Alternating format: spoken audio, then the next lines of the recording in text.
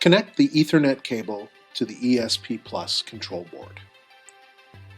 Connect the Ethernet cable to an open port on the network switch or router.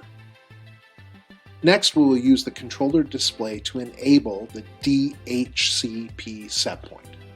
Hold the back button for 3 seconds to access the setpoint menu. Use the up and down arrows to find the DHC setpoint.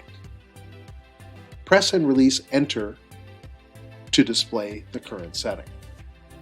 Use the up and down arrows to find Enable, ENA.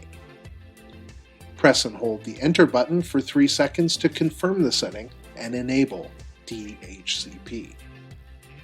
Press the back button a few times to return to the default display. You will need to find and record the IP address for the controller.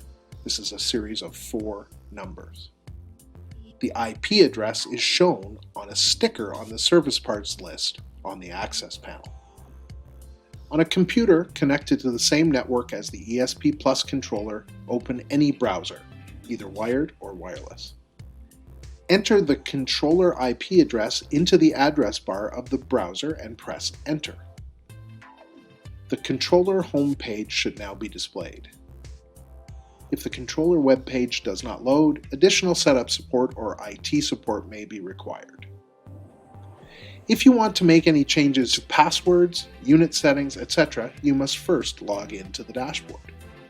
If this is the first time accessing this controller, use the defaults, username of key2admin and a password of key2admin.